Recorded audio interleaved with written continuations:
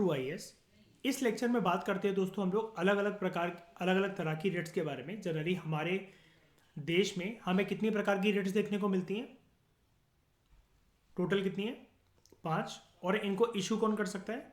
High court under article, supreme court under article 32 and high courts under article 226।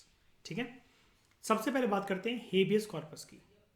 ठीक है, habeas corpus एक Latin term है जिसका मतलब होता है to have the body of. To have the body of इसका मतलब समझते हैं हम आराम से। ठीक है, ये सारी की सारी लैटिन टर्म्स हैं। Habeas corpus, mandamus, certiorari, quo warranto. ठीक है, प्रोहिबिशन तो एक इंग्लिश टर्म होती है, प्रतिबंध लगाना, किसी के ऊपर पाबंदी लगाना, हम समझते हैं इन चीज़ों को। लेकिन ये जो रेट्स हैं अलग अलग प्रकार की, अलग से भी इसके ऊपर एक क्वेश्चन आ सकता है। एक रेट को पकड़कर एक क्वेश्चन बन सकता है। आपको ये चीज़ डिटेल में पता होनी चाहिए। ठीक है, ये एक लैटिन टर्म है जिसका मतलब है to have the body of. ये एक ऑर्डर होता है। ये आपको पता है सारे के सारे रेट्स ऑर्डर ही होते हैं। तो हेबियस कॉर्पस भी एक ऑर्डर होता है जो कि कोर्ट इशू करता है। ठीक है, एक पर्सन को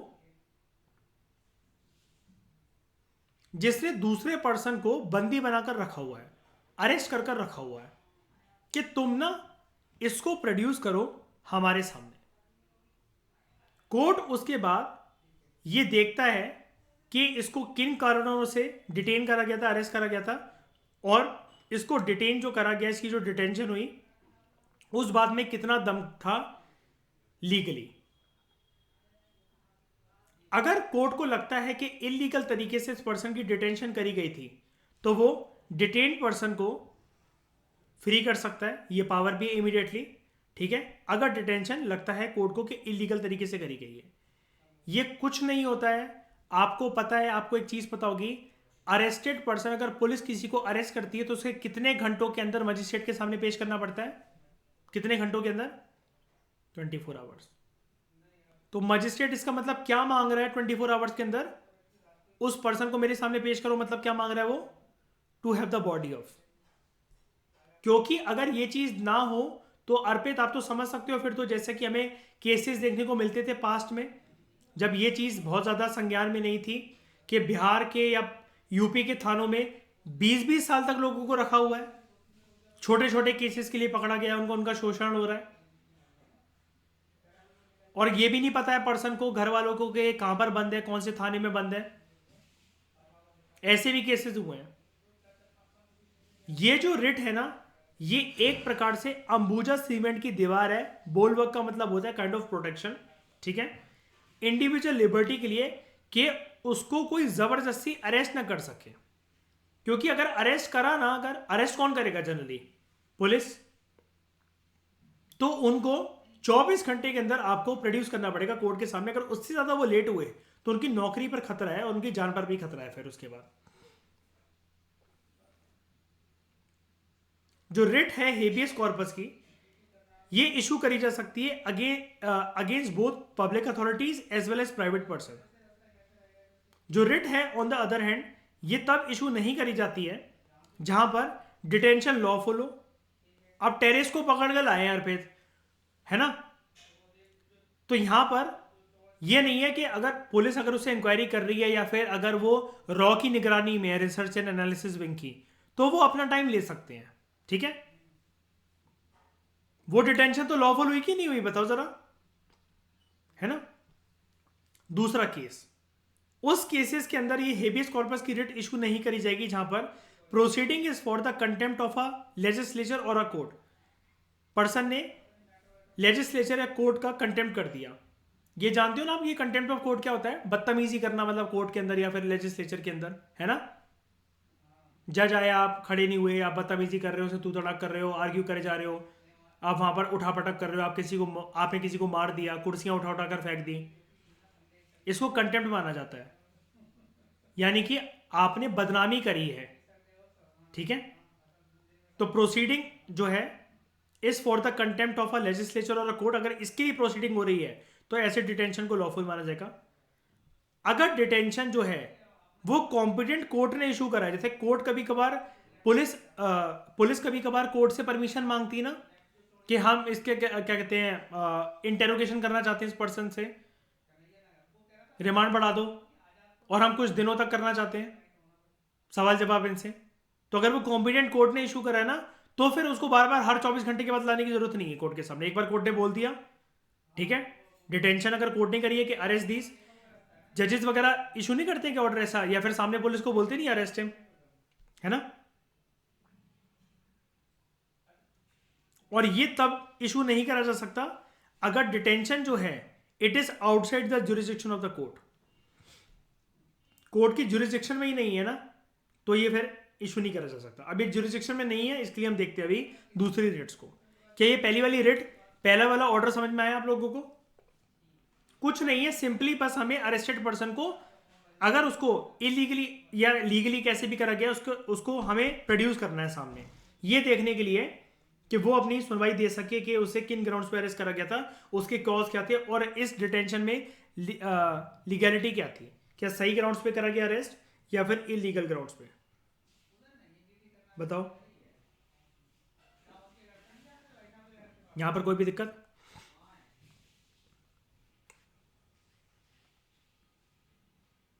बॉडी नहीं मिला तो मतलब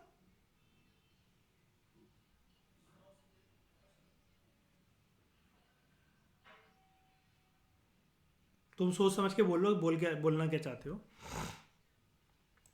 अगर बॉडी, अगर कोर्ट ने बोला फिर भी मतलब वो पर्सन को प्रेजेंट नहीं कर पाई पुलिस, अगर वो करके, तो वो कोर्ट ऑर्डर इशू करेगा और कोर्ट को बोलेगा कि इंस्पेक्शन करो, छानबीन करो, और वो उसको लेकर आओ कैसे भी करके, क्योंकि जिसको जहाँ रखा गया है मार के मूर के या कैसे भी करके, तो वो पता होना चाहिए। ऑब्वियस ही बात है, घर वाले आएंगे या उन्होंने कंप्लेंट करी होगी कोर्ट वगैरह में, तो कोर्ट इशू करेगा और पुलिस को फिर उस जब कोर्ट का प्रेशर होगा, कोर्ट का डंडा बजेगा, तो वो तो है ही। और यहाँ पर कोर्ट भी तो देख लो ना, कौन से कोर्ट है यहाँ पर, हाई कोर्ट और सुप्रीम कोर्ट। क्या पुलिस क्या मतलब आराम आराम से छानबीन करेगी क्या फिर क्या? और मैं ये अर्पित एक चीज तो जानते हो ना कि पुलिस अगर अपने पे आए तो वो जमीन से गड़ा हुआ मुर्दा भी निकाल लेते हैं जिंदा होकर, नहीं? अगर अपने पे आए तो हर चीज जानती है ना पुलिस ऐसे तो। और यहाँ पर जब हाई कोर्ट और सुप्रीम कोर्ट का डंडा बजेगा तो पुलिस वाले ये कहेंगे 1 साल का टाइम दे दो, 2 साल का टाइम दे दो, हम आराम से दूर दूर कर लाते हैं। ये चीज है।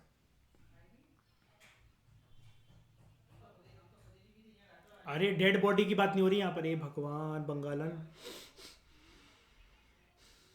नहीं नहीं, to have the body of का मतलब है कि आपको समय प्रेजेंट करना चाहिए, ये चीज है। You should be presented. मर गया कोई, डेड बॉडी जाती है कोर्ट में कभी? इसकी डेड बॉडी दिखाओ, या हाँ उसकी बात नहीं हो रही यहाँ पर, लिविंग बींग की बात हो रही है। और यहाँ पर अरेस्टेड पर्सन की बात हो रही है। भाई डेड बॉडी को अरेस्ट करा जाता है कभी? कौन सी कंट्री में ऐसा अर्पित हो रहा है?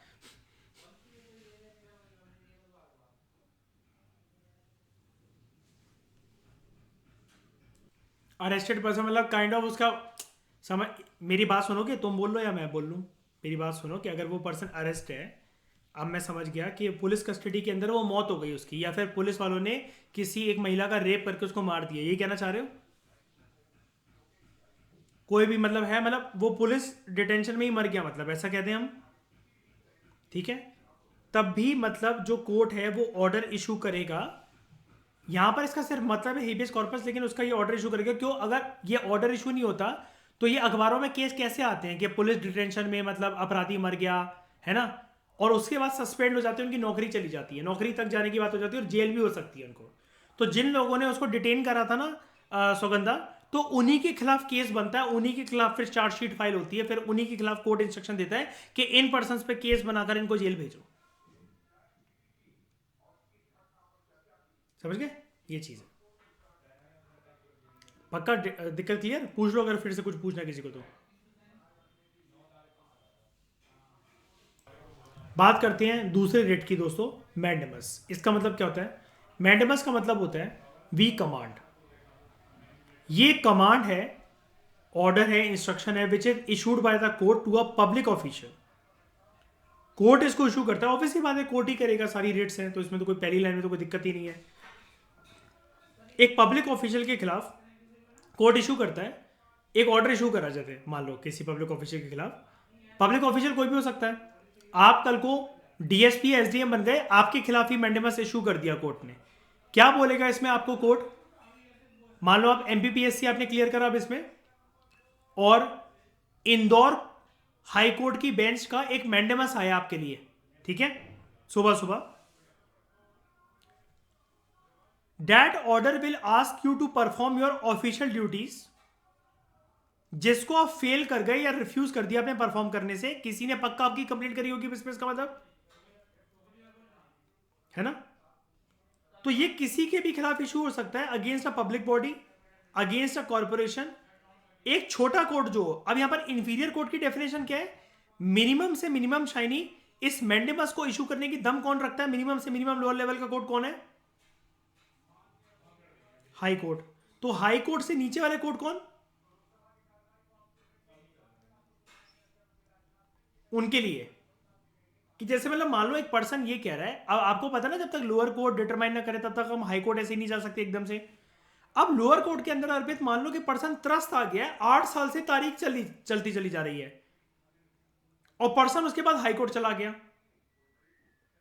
या लोअर कोर्ट ने मतलब मान लो कि कुछ ऐसा मतलब जजमेंट पास करी है, वो पास करी जो कि इररेशनल इमोरल साउंड कर रहा है, तो हाई कोर्ट्स फटकार लगाते हैं कि नहीं लगाते हैं कभी कभार कोर्ट्स की, लोअर कोर्ट्स की, बताओ। और सुप्रीम कोर्ट कभी कभार हाई कोर्ट्स की फटकार लगाता है, हाई कोर्ट को फटकार लगाता है कि नहीं लगाता है। कभी कभार सुप्रीम कोर्ट हाई कोर्ट के डिसीजंस को ऑल्टर कर देता है कि नहीं कर देता है। आप लोगों को एक इशू पता है, ये जो दिल्ली हाई कोर्ट और सुप्रीम कोर्ट के बीच में टसल चला था ट्रांसजेंडर्स को रिकॉग्नाइज करने से रिलेटेड, कि वो थर्ड जेंडर है कि नहीं है, बहुत नौटंकी चली थी कि नहीं चली थी, कभी सुप्रीम कोर्ट बोल रहा है हाँ, कभी हाई कोर्ट बोल रहा नहीं है, कभी वो बोल रहे हैं फिर से हैं। फाइनली क्या सेटल हुआ कि transgender will be treated like third gender, ठीक है। तो it can be issued against a public body, corporation, inferior court, किसी ट्राइब्यूनल या गवर्नमेंट फॉर द पर्पस, ठीक है, किसी एक पर्पस के लिए। जो रिट है मैंडेमस की, वो कब इशू नहीं करी जा सकती, it cannot be issued against a private individual और बॉडी। आपके घर पे नहीं आ सकता। मैंने आपको इसमें जब एग्जांपल दिया आपका, तो मैंने आपको क्या बोला, आप या तो मध्य प्रदेश में क्या हो, एसडीएम हो या डीएसपी हो। मैंने ये तो नहीं बोला आप घर पे बैठ के चाय पी रहे हो, आप अथॉरिटी हो कोई ना कोई, ठीक है। प्राइवेट इंडिविजुअल के खिलाफ ये चीज वो नहीं करी जाती। अच्छा एक बताओ, प्राइवेट इंडिविजुअल मतलब क्या, मान लो मैंने किसी दिन लेक्चर नहीं लिया, मैंने बोला मेरी तबियत खराब है या मुझे कहीं जाना है या फिर आज मेरा मन नहीं है, तो शाइनी आप किसी हाई कोर्ट या सुप्रीम कोर्ट नहीं जा सकते, वो ट्रू आईएएस एंड पीसीएस में लेक्चर नहीं ले रहा, मेरा लेक्चर नहीं ले रहे, मेरे 3 दिन हो गए, क्यों, because I am a private individual और बॉडी, ठीक है। तो शाइनी हमारा जो कोर्स है वो कैसा है, रेट फ्री कोर्स, ठीक है।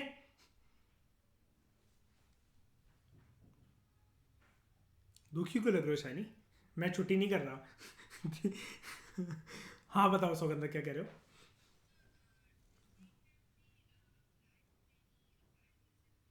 हाँ वो हो सकता है, वो हो सकता है, देखो ऊपर, हाँ बिल्कुल समझ कॉर्पोरेशन में हो सकता है। आप किसी एमएनसी में काम कर रहे हो, कहीं जॉब कर रहे हो, वही कह रहे हो ना, कॉल सेंटर वगैरह में, हाँ वो हो सकता है, वो कोई दिक्कत नहीं। देखो 100 बात की एक बात, दैट बॉडी या जो वो बिल्डिंग है ना, it should come under the definition of corporation, तब बस सिंपल सी बात, ठीक है। उसके बाद the writ of mandamus cannot be issued to enforce departmental instruction जिसकी स्टैट्यूटरी फोर्स ना हो। आप किसी डिपार्टमेंटल इंस्ट्रक्शन, कोई भी डिपार्टमेंट होते हैं जैसे विभाग है कोई भी है, चाहे वो प्राइवेट बॉडी के अंदर कोई विभाग है, सरकारी विभाग है, ठीक है, जब तक वहां पर कोई स्टैट्यूटरी बैकिंग नहीं है ना, कोई कानून क्या, कोई फोर्स जो है जो लगे उनके ऑर्डर पर, जब तक ऐसा कोई प्रेशर नहीं है ना, तो आप किसी डिपार्टमेंटल इंस्ट्रक्शन को जबरदस्ती एनफोर्स करवाने के लिए आप मैंडेमस का जो रिट है वो इशू नहीं करवा सकते उसके खिलाफ। यार मान लो कि कल को ministry of training and personal ये बात कर रहा है, मान लो अर्पित, कि अटेम्प्ट जो है यूपीएससी में 6 से बढ़ाकर 8 कर देनी चाहिए, 10 कर देनी चाहिए, ठीक है। अभी काफी टाइम तक बात आई और बात हुई और उसने मीडिया के सामने आकर बोला भी, ठीक है, उस डिपार्टमेंट वगैरह में, लेकिन आप इसको एनफोर्स करवाने के लिए ना मैंडेमस की रिट इशू नहीं करवा सकते किसी कोर्ट के पास जाकर कि इसको इंप्लीमेंट करवाया जाए। अब समझ में आया, क्योंकि ये तो सरकारी निर्णय है ना, इसकी कोई स्टैट्यूटरी बैकिंग थोड़ी ना है, ये तो डिसीजन है, सोच विचार चल रहा है किसी एक चीज पर, ठीक है। उसके बाद जब किसी भी अथॉरिटी की ड्यूटी जो है ना वो डिस्क्रिशनरी हो और मैंडेटरी ना हो ना, तो आप ये काम नहीं कर सकते। जैसे मतलब मान लो कोई एक प्राइवेट फंड है, उसने उसने बोला, गवर्नमेंट ने बोला कि इस फंड से, पब्लिक फंड है सॉरी, इससे बोला कि हम इतना पैसा सड़क निर्माण में या इन योजनाओं में यूज करेंगे। जनता से लिए हुए चंदे से वो फंड बनाया गया। अब वो डिस्क्रिशनरी है ना, कोई मैंडेटरी थोड़ी ना है कि उसको खर्च करना ही करना है, बताओ। किसी भी कॉन्ट्रेक्चुअल ऑब्लिगेशन को एनफोर्स करवाने के लिए आप मैंडेमस इशू नहीं करवा सकते कि ऑब्लिगेशन एनफोर्स होना ही चाहिए, इस डेट तक आपको पैसे मिल जाने थे, इस डेट तक ये हो जाना था।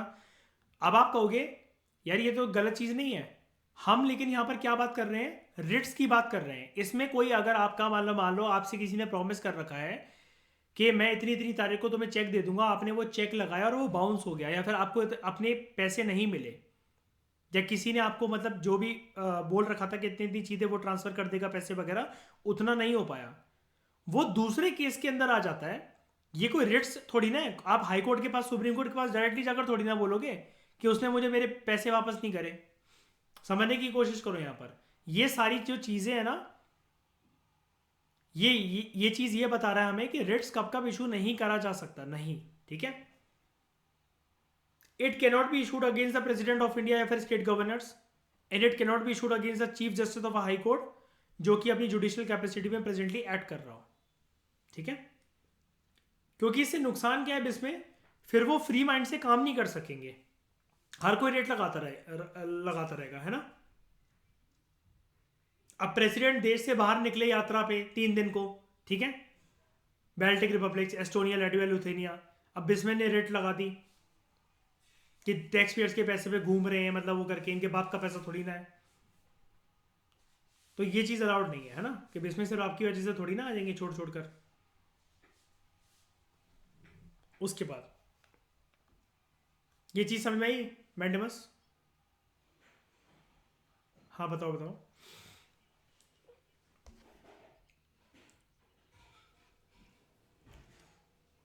बिल्कुल बिल्कुल बिल्कुल। ये देखो, पब्लिक बॉडी, बोला तो मैंने भी इसमें एक एग्जांपल बोला ना, डीएसपी एसडीएम में कोई भी हो, मतलब वो। और ये देखो ना, पब्लिक ऑफिशियल के खिलाफ इशू करी जा सकती है कि वो अपनी ऑफिशियल ड्यूटीज को अच्छे से करे। हाँ बताओ इसमें, बोलो।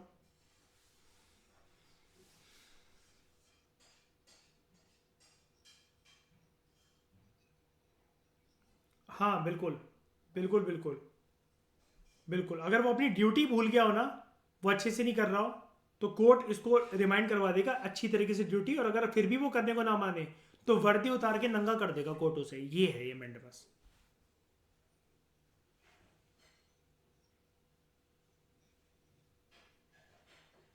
जो प्रोटेस्ट वगैरह होते हैं, देखो जो गवर्नमेंट डिपार्टमेंट्स वगैरह के अंदर, वो मैं वही तो बता रहा हूँ, अभी हमने ऊपर पढ़ा ना, उसकी कोई स्टैट्यूटरी फोर्स नहीं है, वो तो अंदरूनी मामला है ना एक तरीके से, कोई लीगल बैकिंग नहीं है।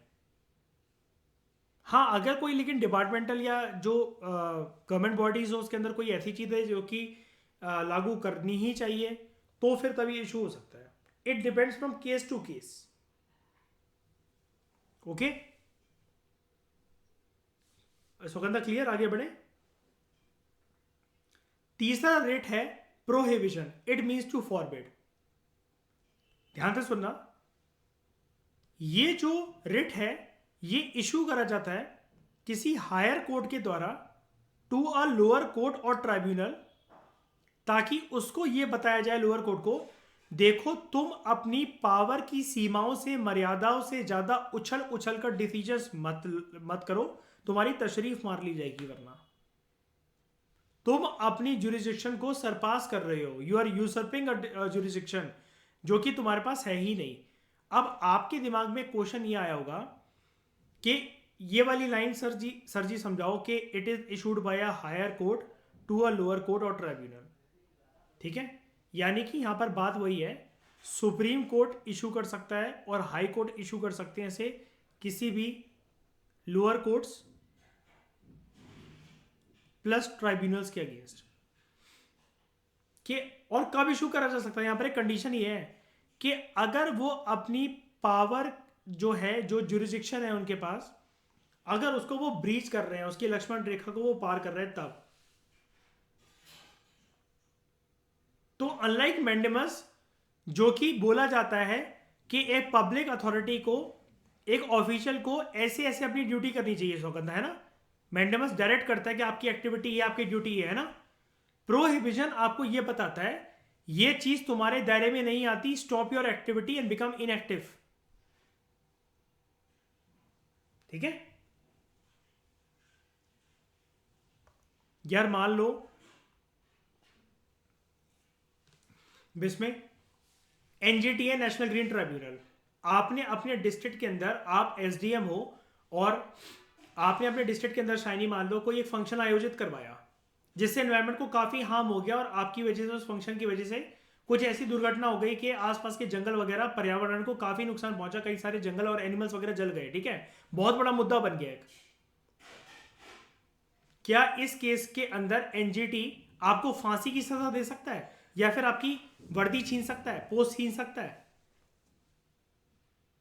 क्या आपको, एक होता है देखो प्रमोशन, एक होता है डिमोशन, आपका डिमोशन कर सकता है कि आपको मतलब वापस किसी लोअर रैंक पे भेज दिया गया? ये एनजीटी के पास पावर है क्या? अगर वो ऐसा करे ना लेकिन फिर भी शाइनी के खिलाफ, तो सौगंधा शाइनी जाएगी हाई कोर्ट या सुप्रीम कोर्ट और वो प्रोहिबिशन इशू करवाएगी एनजीटी के खिलाफ। अब बात समझ में आई? ठीक है, जो रिट है ना प्रोहिबिशन की, it can be issued only against judicial और क्वासी जुडिशियल अथॉरिटीज, इसके अलावा और कोई भी नहीं। ये एडमिनिस्ट्रेटिव अथॉरिटीज के खिलाफ एप्लीकेबल नहीं है, लेजिस्लेटिव बॉडीज के खिलाफ एप्लीकेबल नहीं है और प्राइवेट इंडिविजुअल्स और बॉडीज के खिलाफ एप्लीकेबल नहीं है, क्योंकि उनका काम आप कैसे रोक दोगे?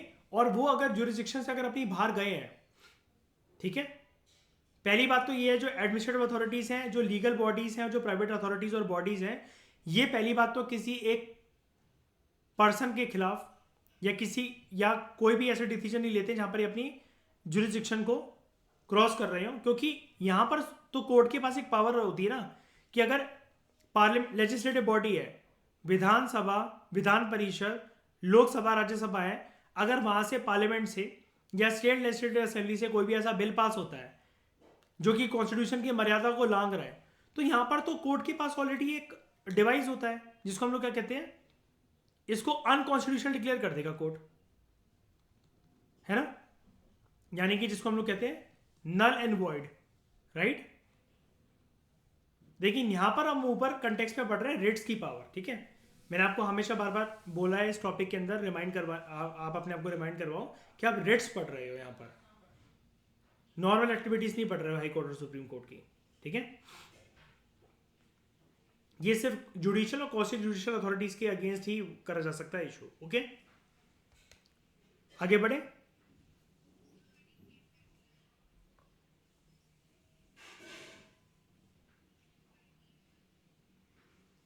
मतलब ये एक बड़े कोर्ट के द्वारा ही, देखो सुप्रीम कोर्ट या हाई कोर्ट जो है, किसी लोअर कोर्ट या ट्राइब्यूनल जिनके पास पावर नहीं है, अभी मैंने शाइनी का एग्जांपल दिया था अभी आपको एनजीटी वाला, उनके पास पावर नहीं है कि उसकी वो कुर्सी छीन ले, पोस्ट छीन ले, उसका डिमोशन कर दे। अगर फिर भी वो ऐसा करते हैं, शाइनी जा सकती है हायर कोर्ट।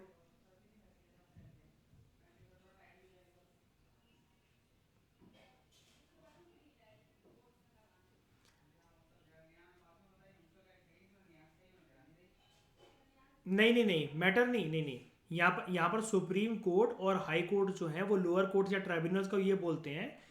यहाँ पर अगर उनके सामने केस आया ना कि जो लोअर कोर्ट से ट्राइब्यूनल्स ने कोई भी ऐसे मुद्दे पर डिसीजन दे दिया है जो कि उनकी पावर के अंतर्गत आता ही नहीं है, उन्होंने उस पावर की मर्यादा को एक्सीड कर दिया है, उनके पास वो राइट ही नहीं था उस पर डिसीजन लेने का, उसकी सुनवाई करने का, लेकिन फिर भी कर दिया, तब ये इशू करा जा सकता है। ओके, इसलिए यहां पर ये वाली चीज लिखी गई है कि it can not be issued against the administrative authority, legal bodies और प्राइवेट पर्सन और बॉडीज, क्योंकि इनके लिए ये चीज इशू करने के लिए जैसे लीगल बॉडीज हैं, अब उन्होंने कोई भी ऐसी चीज अगर अपनी जो उनके पावर में नहीं आती है और ऐसा कुछ एक चीज पास कर दी, तो यहां पर तो unconstitutional null and void declare करके आराम से कोर्ट जो है उसको खारिज कर सकते हैं ना। It can be issued only against judicial और quasi judicial authorities.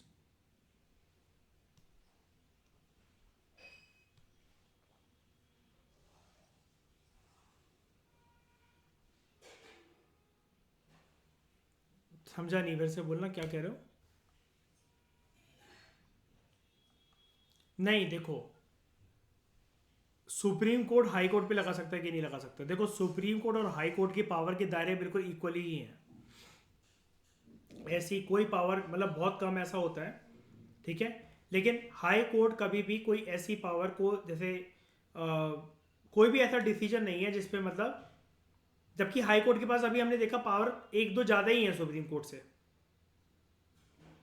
In terms of किसी भी चीज के लिए रिट वगैरह को इशू करना।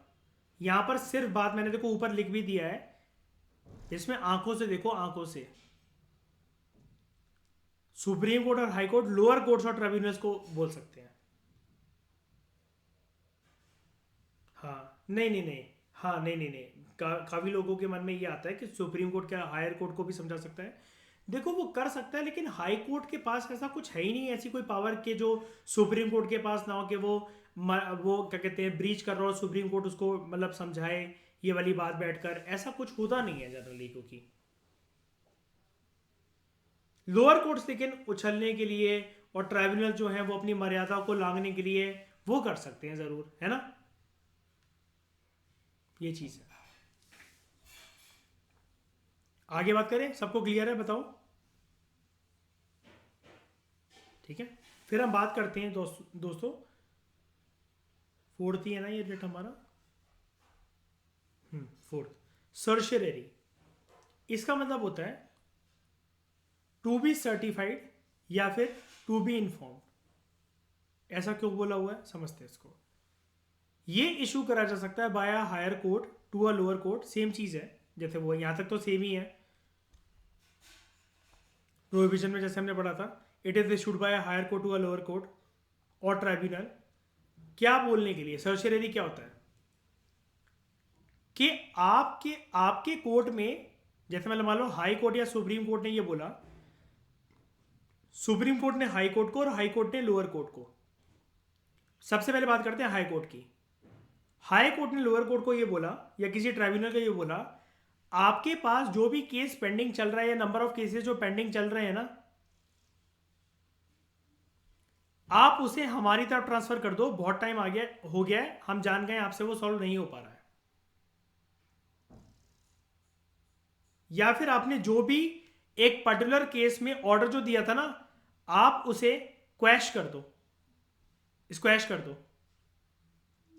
उस ऑर्डर को, हम फ्रेश ऑर्डर जारी करेंगे।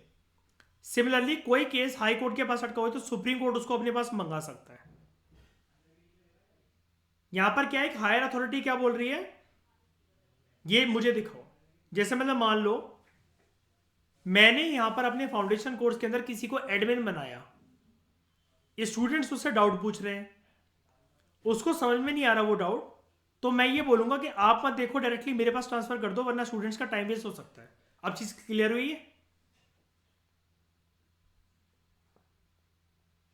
लेकिन ये कब बोलूंगा मैं, ये सर्शरेरी होगा क्यों, मतलब ये केस जो है एक हायर लेवल के कोर्ट ने लोअर कोर्ट से क्यों मंगवा लिया, क्यों खिंचवा लिया अपने पास, because it is issued on the grounds of excess of jurisdiction और लैक ऑफ जुरिसडिक्शन और एरर ऑफ लॉ। अगर हायर कोर्ट को यह लगता है कि जो उससे नीचे का जो लोअर कोर्ट है उसने अपनी पावर की सीमाओं को भंग कर दिया है, या उसकी जुरिसडिक्शन थी नहीं इसके खिलाफ सुनवाई करने की, या फिर उसका जो ऑर्डर है ना उसके ऑर्डर की वजह से कानूनी मर्यादा भंग हो गई है। ये वही वाली बात है, देखो हमने यहां पर भी वही एक्सेस ऑफ जुरिसडिक्शन की ही बात करी थी, है ना, कि वो अपनी दायरे से बाहर निकलकर अगर कोई जो ट्राइब्यूनल या जो लोअर कोर्ट है वो कोई सुनवाई करता है ना, तो प्रोहिबिशन उसके खिलाफ इशू करी जा सकती है। यहां तक तो ये बात ठीक है। तो आप कहोगे फिर डिफरेंस ही क्या हुआ प्रोहिबिशन और उसमें, यहां तक तो बुरी बुरी बातें 100% सेम लग रही हैं। तो देखते हैं, unlike prohibition which is only preventive, certiorari बस इतना डिफरेंस होता है कि संवैधानिक भाषा के अंदर इसको प्रिवेंटिव भी कहा गया है एज वेल एज क्यूरेटिव भी कहा गया है। प्रोविजन के अंदर हम लोग क्या कर रहे थे, प्रोविजन के अंदर हम लोग एक लोअर कोर्ट को यह समझा रहे थे या लोअर ट्राइब्यूनल को यह समझा रहा था एक हायर जुडिशरी के तुम्हारे पास पावर नहीं है ये चीज पर्टिकुलरली इशू करने की या ये ऑर्डर इशू करने की, ठीक है। डिसीजन जो है उसको खारिज कर दो, ये बोल रहा था ना रिट में कोर्ट प्रोहिबिशन के कंटेक्स्ट में। लेकिन यहां पर सर्चरी के कंटेक्स्ट में हुआ क्या, कोर्ट ने लोअर कोर्ट को यह बताया, हायर कोर्ट ने एक लोअर कोर्ट को यह बताया कि तुम इस डिसीजन को खारिज कर दो, तुम सर्टिफाइड नहीं हो इस चीज के लिए, ये चीज तुम्हारी जुरिस्डिक्शन के बियॉन्ड है। लेकिन अपने पास लेने के बाद उस केस को हायर कोर्ट चलाएगा, उस केस को फिर आगे। ऊपर वाले केस के अंदर आप क्या देखा आपने, प्रोहिबिशन के अंदर एक हायर कोर्ट ने लोअर कोर्ट या ट्राइब्यूनल को कोई भी एक चीज इशू करी, एक ऑर्डर इशू करा कि ये चीज तुम्हारी जुरिस्डिक्शन से एक्सीड कर रही है, और उसको बोल देता है कि तुम इस चीज के ऊपर कोई भी एक्टिविटी ना करो, there should be total inactivity on this, क्योंकि ये चीज तुम्हारे दायरे के अंदर नहीं आती है। लेकिन उसके बाद क्या हुआ, क्या पर्सन को कैसे इंसाफ मिल गया, क्या वो केस तो फिर उसका बंद ही हो गया।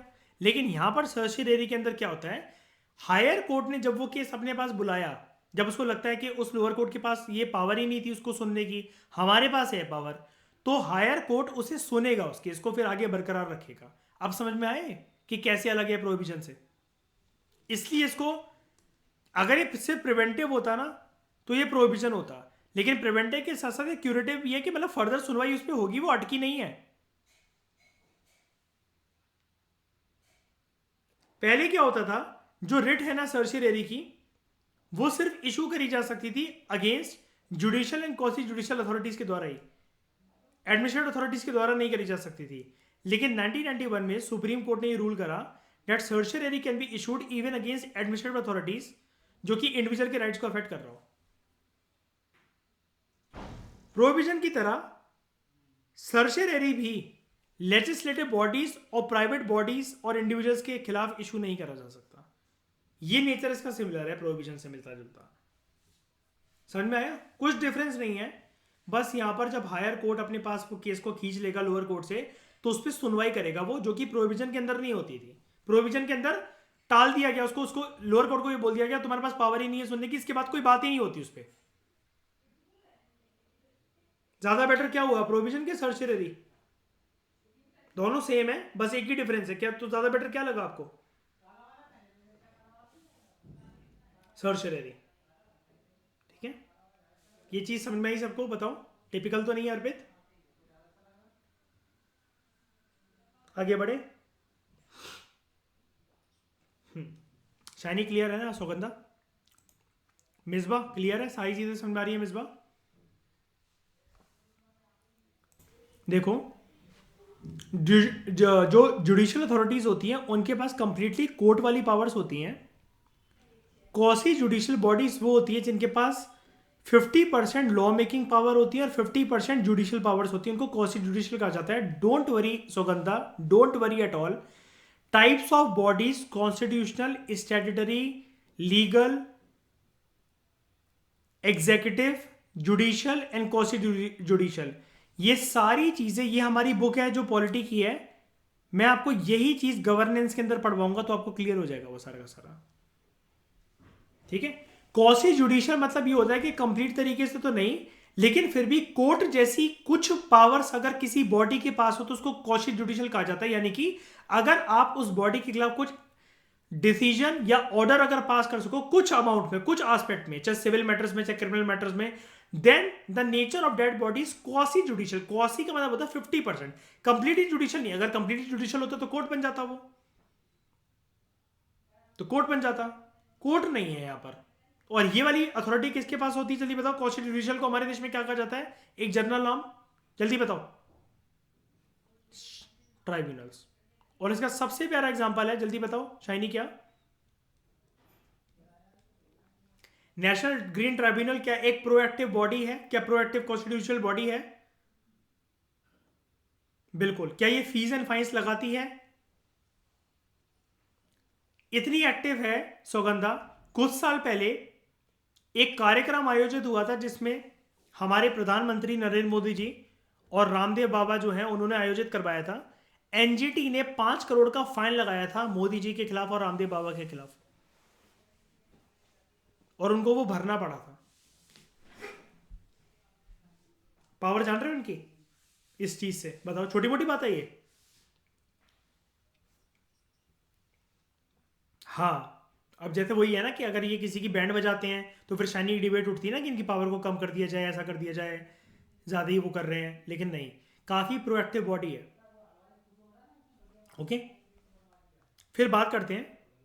जैसे आप लोगों को पता होगा अर्पित कि हमारे घरों में जैसे बात चलती है पापा के टाइम पर कि इलेक्शन कमीशन इतनी प्रोएक्टिव बॉडी नहीं थी, लेकिन जिस टाइम पर चीफ इलेक्शन कमिश्नर थे टीएन सेशन, नाम सुना होगा आपने उनका, उन्होंने बहुत बोल्ड डिसीजंस लिए थे। उसके बाद से ये इलेक्शन कमीशन जो है ना, चुनाव आयोग, इसको बहुत पावर मिल गई और ये काफी एक मतलब प्रोएक्टिव लेवल की बॉडी पर इमर्ज हुआ है। लेकिन मैं इसका मतलब ये नहीं समझता मैं इसको कॉन्स्टिट्यूशनल कह रहा हूं, मैं एक बात बता रहा हूं वैसे जनरली।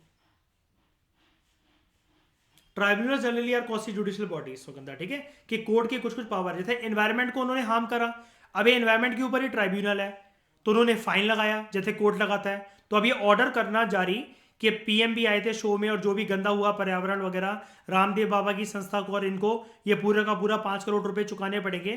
तो अब ये बॉडीज का मतलब पावरफुल तो है ना, कोर्ट वाले अगर कुछ कुछ ऑर्डर जारी कर सक रही है पर्यावरण के लिए, एनवायरमेंट के लिए, बताओ। ठीक है, अगले पे बढ़े। Quo warranto? In literal sense it means by what authority और वारंट, यानी कि यहां पर एक क्वेश्चन मार्क है। अगर ऐसा काम कोई एक बॉडी ऑफ पर्सन या एक इंडिविजुअल जो कर रहा है, तो क्या उसको अथॉरिटी है इस चीज की? क्या लीगल बैकिंग है उसके पास ये वाला काम करने की? तो ये इशू करा जाता है कोर्ट के द्वारा इस चीज पर इंक्वायरी करने के लिए into the legality of a claim of a person to a public office. ये जो रिट है ये प्रिवेंट करती है कि कोई भी जो पर्सन है अगर वो किसी पब्लिक ऑफिस पर बैठा है तो वो इलीगली ना बैठा हो। इसका एक बहुत प्यारा सा एग्जांपल मैं देता हूं। लबासना का जब फाउंडेशन कोर्स वहां पर स्टार्ट होता है, अभी तक ऐसे हमारे देश में 3 से 4 केसेस ऐसे आ चुके हैं। एक बारी क्या हुआ था, एक पर्सन वहां पर पूरा का पूरा फाउंडेशन कोर्स से ट्रेनिंग लेने के बाद आईपीएस बनता बनता वो घूमा रहा, और 8 साल के बाद वो पकड़ा गया कि उसने ना कभी लबासना से ट्रेनिंग करी है, ना उसने कभी यूपीएससी का एग्जाम दिया था, और वो आईपीएस बन के घूम रहा था 8 साल तक। ऐसी एक लड़की भी एक बारी पकड़ी गई थी, उसने आइडेंटिटी कार्ड बनवाया और 2 से 2.5 महीने तक वो लबासना में थी। ठीक है, जो हिमालयन ट्रैक होता है, भारत दर्शन होता है, सब कुछ कर कर आ गई। बाद में पता लगा कि उसने कभी यूपीएससी दिया ही नहीं था। क्या इन अथॉरिटीज के खिलाफ, इस पब्लिक ऑफिस के खिलाफ जो पर्सन है जो इलीगल वो कर रहा है, मान लो कि अगर पर्सन आईपीएस अपने आप को क्लेम कर रहा है और है भी नहीं, ठीक है, इलीगल तरीके से वो उस पर बैठा हुआ इस गद्दी पर, लीगैलिटी नहीं है उसकी उस क्लेम की जो वो क्लेम कर रहा है कि हम आईपीएस हैं या आईआरएस हैं, क्या क्यों वारंट इशू करा जा सकता है?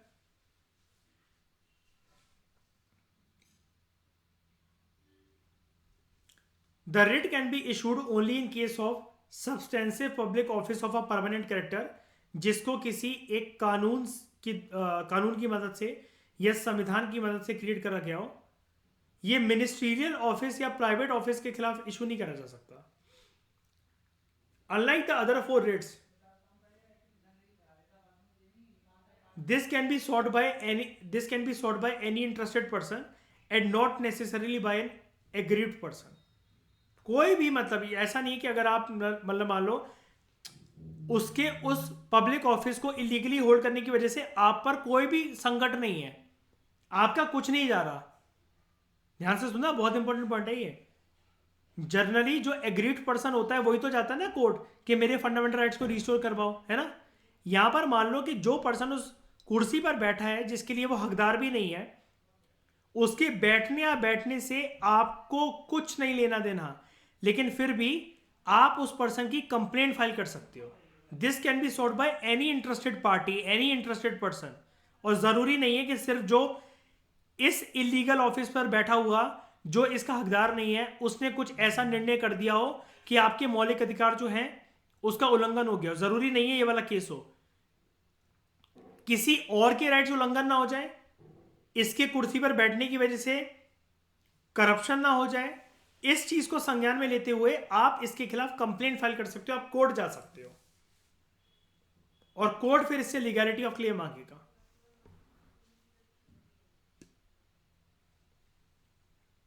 और कभी कभार ये भी चीज हो सकती है, आप सोचो कि एक तो ये तो मैंने एग्जांपल जनरली दे दिया, लेकिन क्यों वारंटी के अंदर ये भी होता है, एक तो ये पर्सन क्लेम कर रहा है, दूसरा कभी कभार अपनी जो ड्यूटीज एंड फंक्शंस है ना उसके बियॉन्ड जाकर वो पर्सन काम कर रहा है। यानी कि वो पर्सन आईपीएस है, रियल में आईपीएस है, क्या आईपीएस किसी को ये बोल सकता है अर्पित कि तुम ये काम करो वरना मैं तुम्हारा इनकाउंटर कर दूंगा? ऑब्वियस ही बात है नहीं। क्या ये चीज लीगल है? मतलब बताना जरा, क्या फांसी पे टंगा सकता है कोई आईपीएस या डिस्ट्रिक्ट मजिस्ट्रेट किसी को, कलेक्टर? अंधाधुंध गोली मार सकते हैं क्या शाइनी?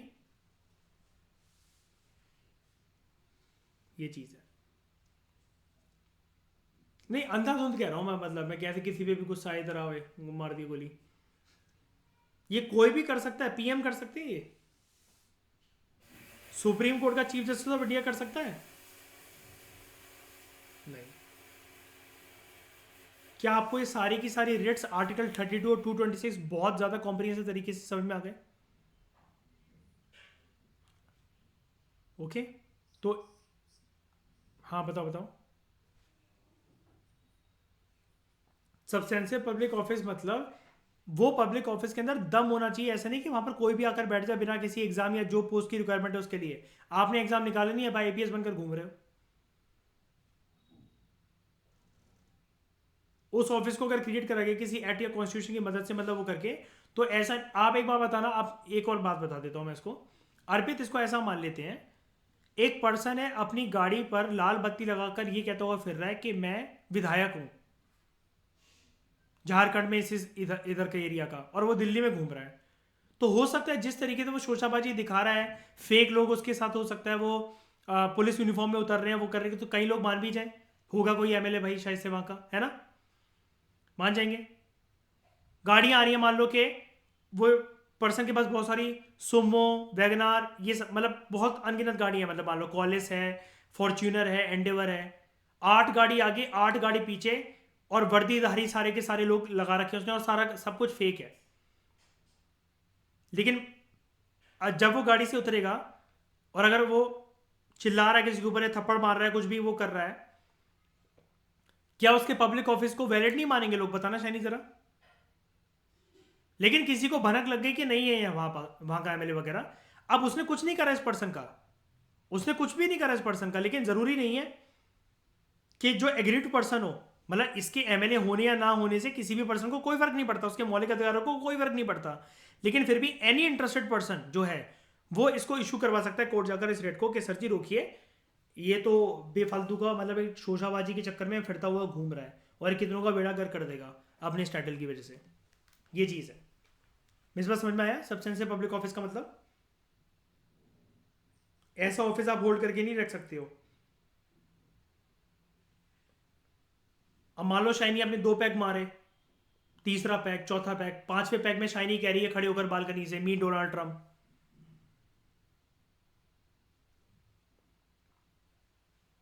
तो बताओ शाइनी अच्छी चीज है ये?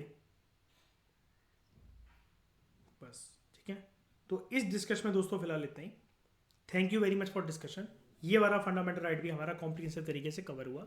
Thank you very much.